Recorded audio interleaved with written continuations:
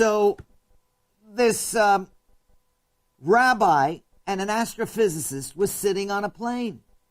And they're sitting next to each other. And they strike up a conversation.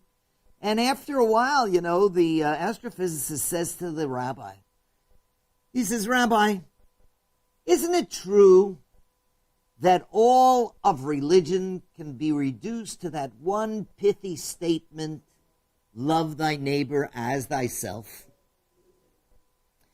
Rabbi was a little taken aback, but he didn't want to start a fight.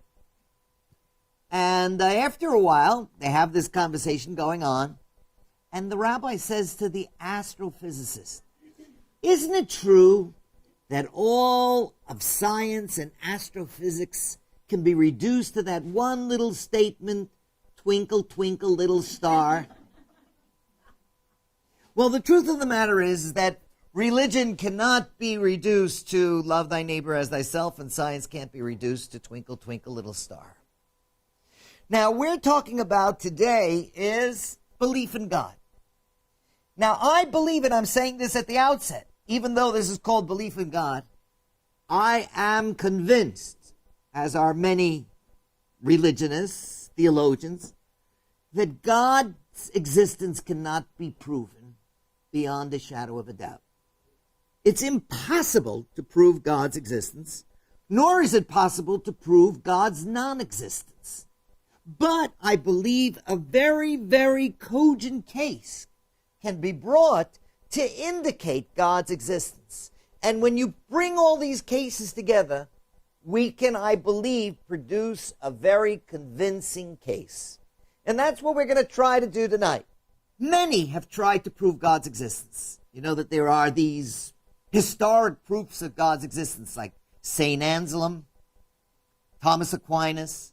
The Jews, of course, have Maimonides, and his book was called The Guide to the Perplexed. Okay? That was his magnum opus on the existence of God and proof of God and the proof of the Torah.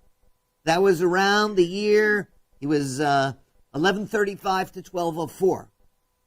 Another contemporary of his, a little earlier than he, was Rabbi Yehuda Halevi, who wrote a book called the Kuzuri. And the Kuzuri is a reconstruction of a supposed conversation between the king of the Khazars in 8th century Russia, who gave up belief in paganism and decided to become a monotheist. So he invited the two great monotheistic religions of that time, and they were 8th century Russia. Two great monotheistic religions were, take a guess, Christianity and Islam. Judaism was, it was around, but it was insignificant. So he invited the representatives of the Christian community and the Muslim community. They had this discussion between them. He was listening to their arguments. They kept referring to the mother religion, meaning Judaism. So he says, why am I wasting my time with the Christians and the Muslims? And he eventually converted to Judaism.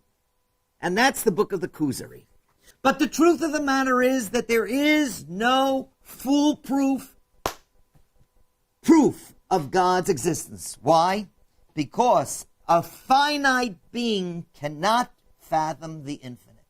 We are finite. We're limited. We're human. How are we going to be able to understand the great expanse of God? Now, one of the very interesting ideas was presented by a 16th century Jesuit. You know, Pope Benedict is a Jesuit. And his name was Blaise Pascal. Blaise Pascal, he wrote the Pensées in French. And he came up with what's known as Pascal's wager or Pascal's conundrum. Listen to this. What Blaise Pascal said, he says, if I live a religious life, believing that there is God, and everything I do is for the sake of heaven, I try to do acts of kindness and justice and righteousness, and then I die. And I discover at the end of my death that there was no God. That there is no God. So he says, what have I lost? I lived a good life. I've helped other people. But if I live the life under the assumption that there is no God, and then at the end of my life I discovered that there is a God, then I'm in a lot of trouble, okay?